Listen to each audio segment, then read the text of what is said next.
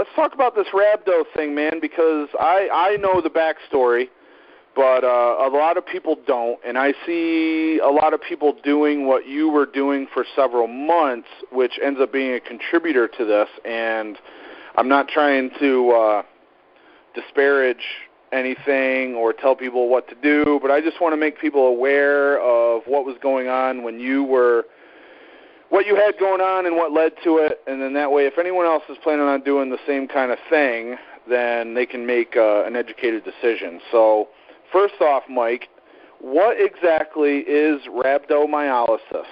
Could you tell everybody what that is?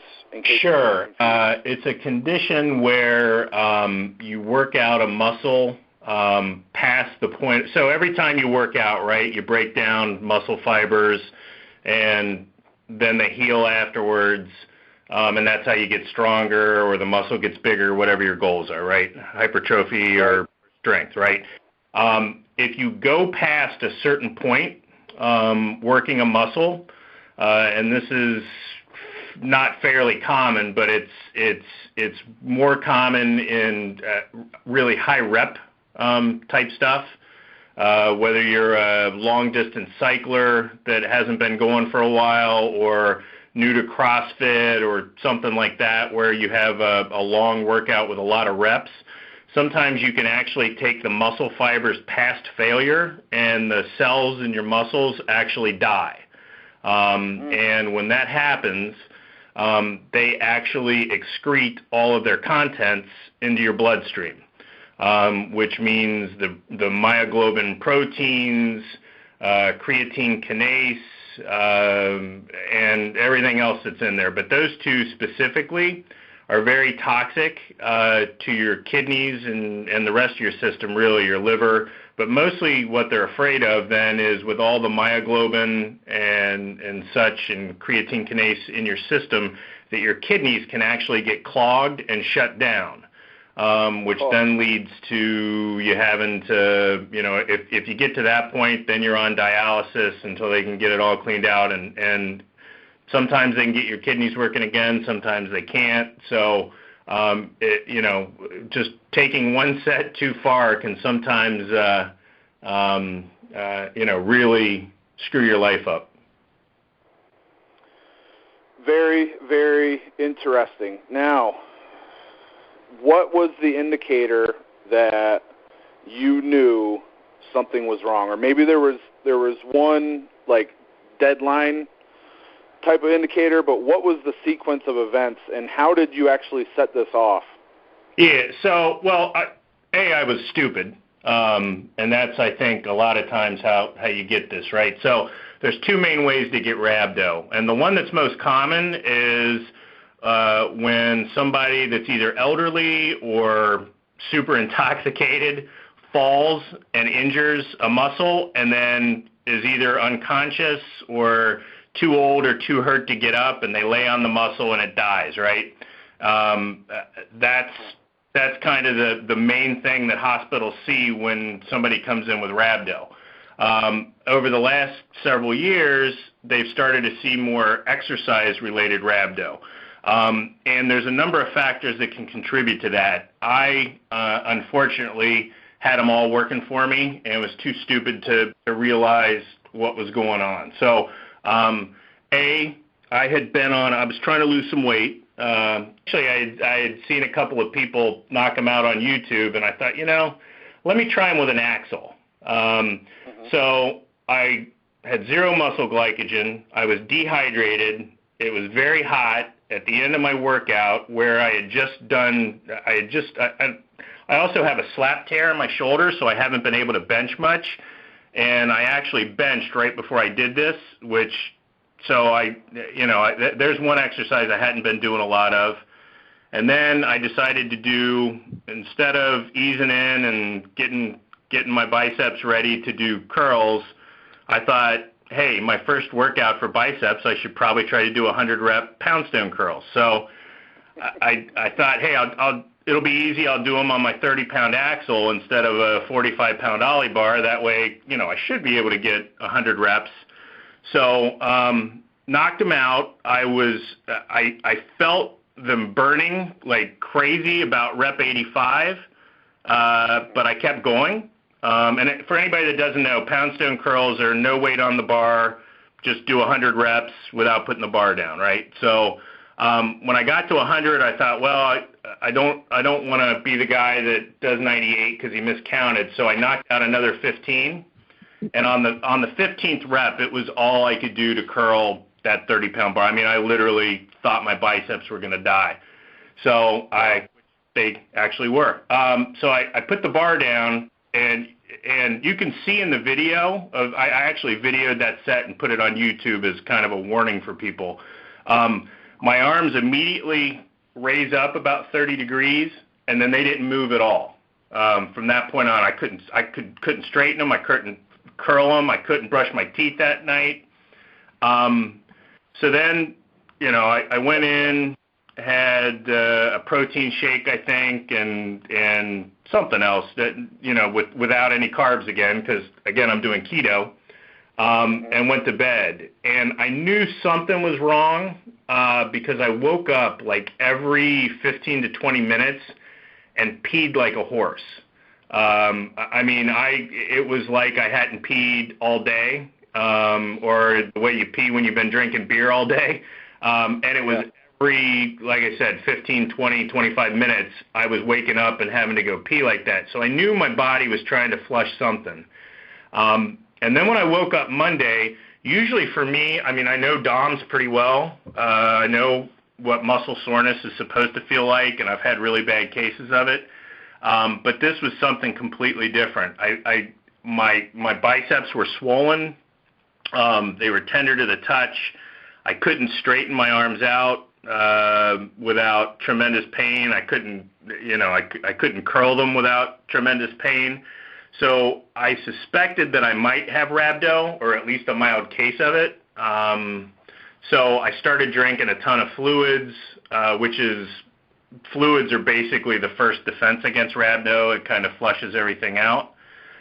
So I drank about 3 liters of water and electrolytes on top of what I normally would drink that Monday while I was at work, and everybody laughing at me because I couldn't move my arms. And then Tuesday morning I woke up, and it was even worse, and they were more swollen. So I just kept drinking fluids, and having heard some of the horror stories from other people that have had rhabdo, and reading, on the Google that, one of the main symptoms that you look for is when your pee turns dark.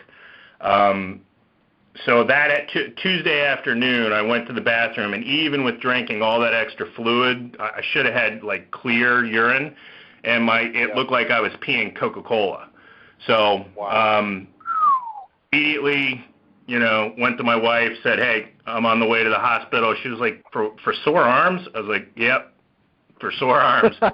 So, she made fun of me and went to the hospital. Sure enough, I'll tell you, if you ever want to get into an emergency room that's packed, tell them you have rhabdo, because they got me in within like 20 minutes to the emergency room, and that everybody else was waiting hours. So they got me in there, hooked me up to fluids, ran a bunch of blood tests, and 2 things I think really helped me.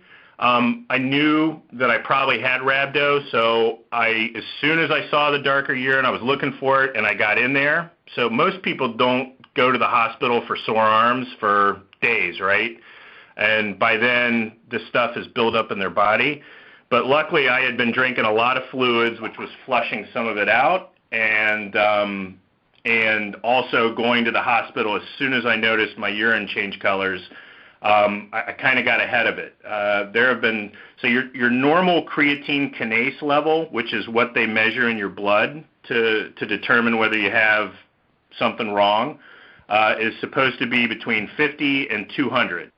Mine, when I got to the hospital, was 18,000, and over the next 2 or 3 days, it actually got up to 24,000, which sounds horrible, and it is. It's bad. It's certainly enough to shut your kidneys down, but if you don't have medical attention. But I've heard of people that have had numbers in the 100,000 range because they didn't do anything about it until it was almost too late. So basically, my stupidity, perfect storm. I did pretty much everything wrong with that workout, and ended up in the hospital for 6 days and 5 nights with them pumping fluids and more fluids into me. At one point, they actually, because my numbers kept going up even after I was in there, they actually had 2 IVs flowing into me, as fast as they could push them through for a couple hours. So I think in all they put in, I think it was over 20 liters of fluid in the 5.5 days, 6 days that I was in there. I actually gained 15 pounds of water weight on the hospital diet. So when I came out, I was puffy to say the least. But they finally let me out when I was at about 5,000 on my CK numbers. And as of Thursday, when I went back to the doctor, my blood tests were finally back. My creatine kinase was finally back in the normal range. I lost a lot of strength and a lot of size. I said to the doctor, I said, my biceps feel, 30, 40% smaller than they were. And he said, well, all that brown stuff you were pissing out, that was your biceps. Wow. I basically pissed a third of my biceps away in 2 weeks. So I can't warn people strongly enough.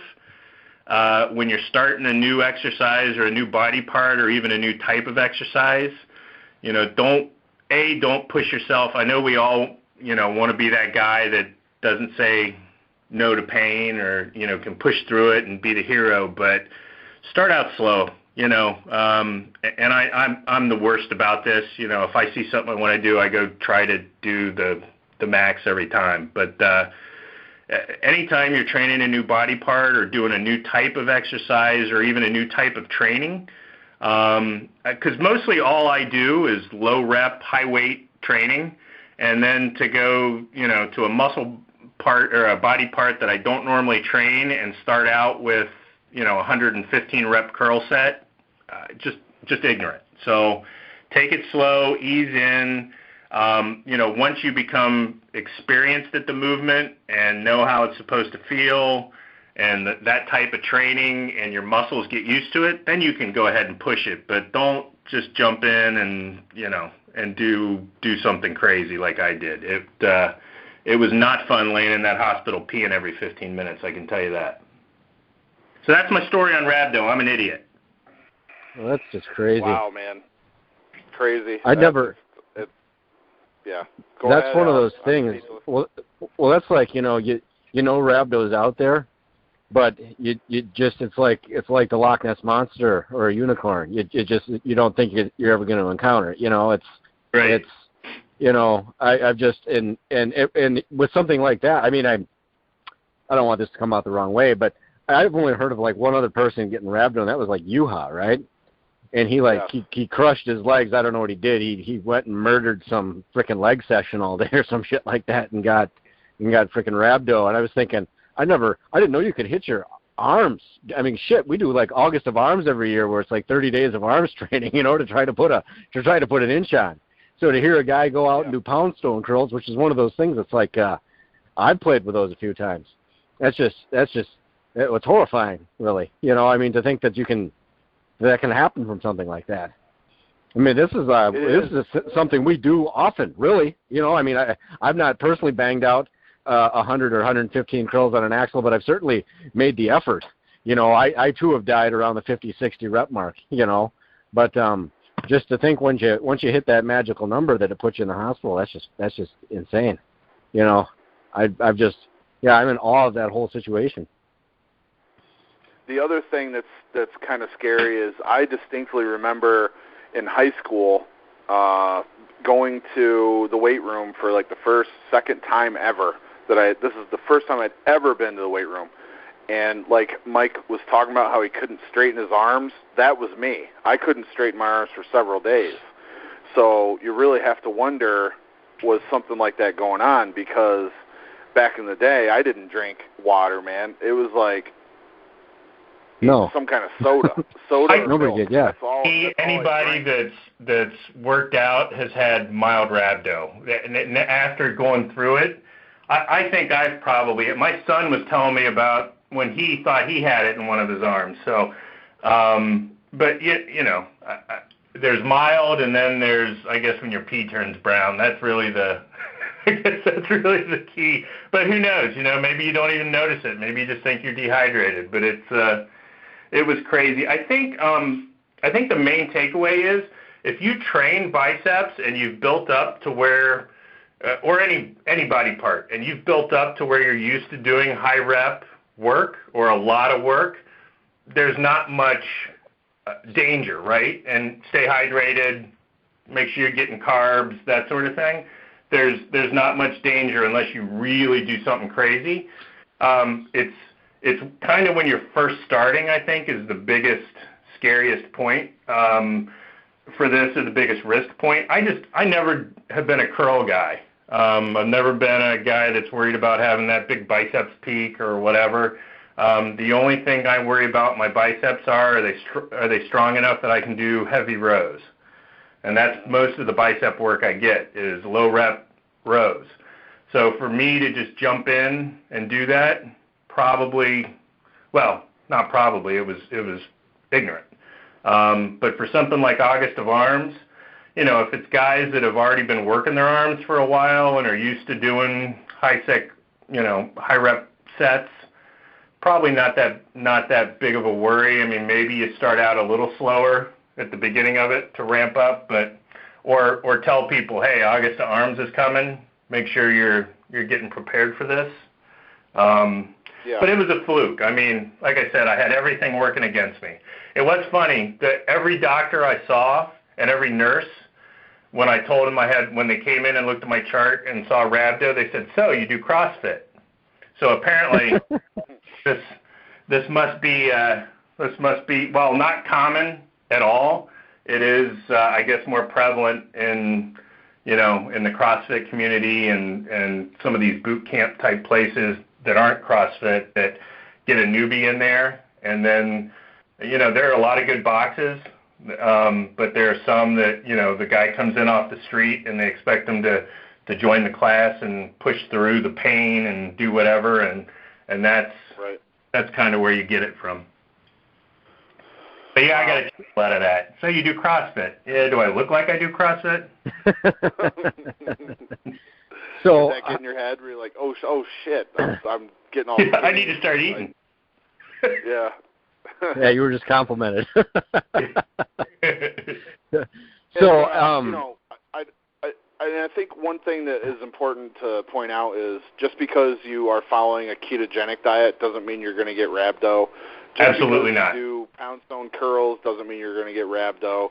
Just because you're dehydrated doesn't mean you're going to get rhabdo. But at the same time, it's probably a good idea to keep, stay aware of all those factors, because it is a possibility. So, what were you saying, Alan? Yeah, any one or two of those probably isn't. You're not going to get rhabdo. But when you do all three in a hot, humid, 85, 90 degree shed, and you're not used to doing them, you're tempting fate. Right. Yeah. So I'm assuming you didn't, jump off the keto diet, scarf a bunch of carbs, and start doing curls again. How are things? What are you doing now as far as how things are? Yeah, I took 2 weeks off everything. The doctor said I can go back to working out everything normally, which for me is heavy and low rep, other than my biceps. So I haven't done any rows, any curls. I may never do another curl as long as I live. So, and I'm okay with that. So I haven't done any rows, no curls, nothing that directly hits the biceps. I've done some grip work, some sledge work, hit the Napalm's Nightmare heavy. I think I took the handles off and actually pulled 625 the other day for some holds. But again, arms locked out, no biceps at all. But that was after I got the green light that my numbers were back to normal and I was good to go. I've got to take it really slow to build my bicep strength back up. They're really weak right now, and it's amazing how much smaller they are.